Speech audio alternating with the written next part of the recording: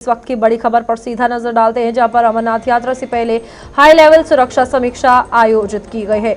आज जम्मू कश्मीर की सुरक्षा पर अमित शाह की अहम बैठक है। दिल्ली में गृह मंत्री अमित शाह ने सुरक्षा तैयारियों की समीक्षा की है। अमरनाथ यात्रा 2026 में सुरक्षा, वहां के इंफ्रास्ट्रक्चर और तीर्थ यात्रियों की सेवाओं पर मंथन जो है वो किया जाएगा।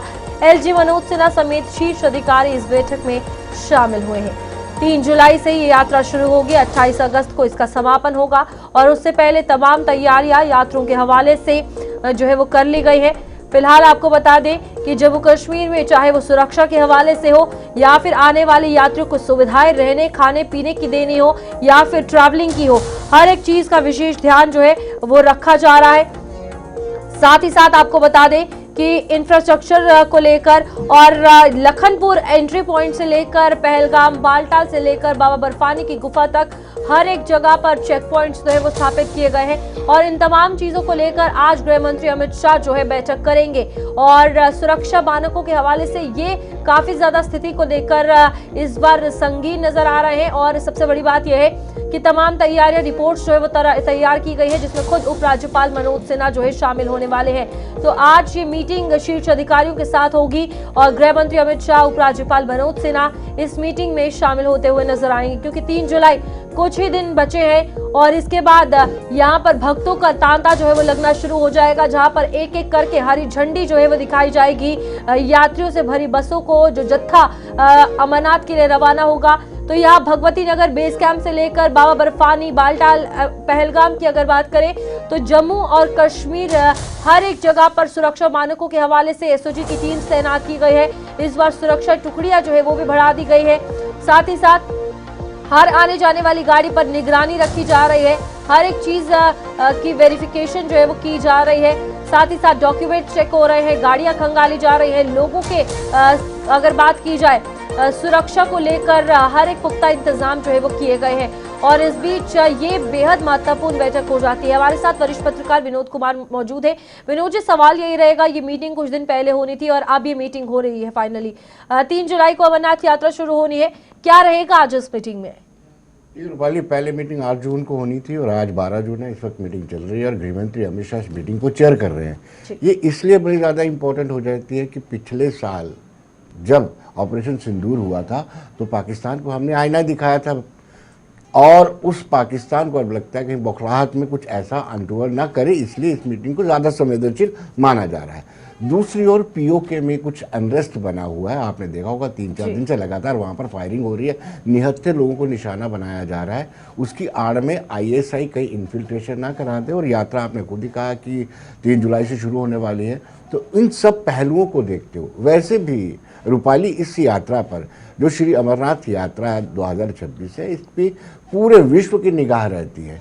आतंकी संगठन जो होते हैं, जो जिनके आका पाकिस्तान में बैठे होते हैं, वो भी इसी यात्रा का इंतजार करते रहते हैं कि कैसे इस यात्रा को टारगेट बनाया जाए और फिर अंतर्राष्ट्रीय स्तर पर, अंतर्राष्ट्रीय फोरम पर यह बताया जाए कि हम आज भी सो काल तथाकथित आज़ादी के लिए संघर्ष करें। इसलिए ये बड़ी इंपॉर्टेंट, शायद यही एक कारण है कि chief of the army staff भी इस मीटिंग में है, national security adviser Ajit Doval भी इसमें है, एलजी मनोज कुमार सिन्हा और सारे आईटीबीपी और सीआरपीएफ और बीएसएफ और सबके जो चीफ हैं, आईबी के चीफ भी वहाँ पे हैं, रा के चीफ भी, इसको बड़ी संवेदनशीलता से लिया जा रहा है। विनोद जी, यहाँ पर एक सवाल और रहेगा, अगर जम्मू कश्मीर के हवाले से बात की जाए, जिसपे आपने जैसे कहा कि विश्व में ये प्रसिद्ध यात्रा है और ऐसा नहीं है कि अमरनाथ यात्रा में पहले भी दखल डालने की कोशिश ना आतंकी संगठनों की तरफ से की गई हो, लेकिन इस बार की व्यवस्था अगर बात करें, आज मीटिंग से पहले 670 टुकड़ियों का तैनात होना एक बहुत बड़ा मेजर नंबर है। उसके बाद एसओजी की महिलाएं भी जो है वो तैनात कर दी गई है,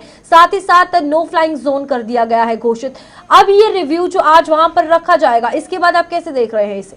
देखिए रूपाली, ये यात्रा छोटी नहीं है और एरिया भी छोटा नहीं है। आप सोचिए, लखनपुर से लेकर के पहलगाम, फिर लखनपुर से बालटाल से फिर बाबा बर्फानी के गुफा तक जाना है, ये बहुत लंबी यात्रा है। और आप मान भी लेते हैं कि कुछ एरिया जो सेंसिटिव है, पहले तो काफ़ी सारे जम्मू प्रोविंस ऑलमोस्ट टेररिस्ट मुक्त हो चुका था, लेकिन आज भी कुछ जगहों पर अगर रजौरी देखें, डोडा किश्तवाड़ देखें, वहाँ पे भी कुछ हरकतें यानी इंटरनेशनल एक्टिविटीज़ दिखने को मिलती हैं। फिर ओजीडब्ल्यू का आप देखेंगे कि जिस तरीके से नार्को टेररिज्म को फैलाया जा रहा है, तो ओजीडब्ल्यू का नेटवर्क भी है। इसलिए इस मीटिंग में उस हर पहलू को बड़े ध्यान से देखा जाएगा। पाकिस्तान के परिप्रेक्ष्य में भी देखा जाएगा, पीओके के परिप्रेक्ष्य में भी देखा जाएगा, और जो इस वक्त वार चल रही है उसके परिप्रेक्ष्य में भी देखा जाएगा, और एक ऐसी स्ट्रेटेजी बनाई जाएगी कि बड़ी सेफ और सुरक्षित यात्रा निकले, कोई एक सिंगल अनटूवर्ड इंसिडेंट ना हो। इस बीच गृह मंत्री अमित शाह का खुद इन्वॉल्व होना इस मीटिंग में खुद में दर्शाता है कि इस बार सुरक्षा मानकों के हवाले से कितने बड़े कदम उठाए गए हैं।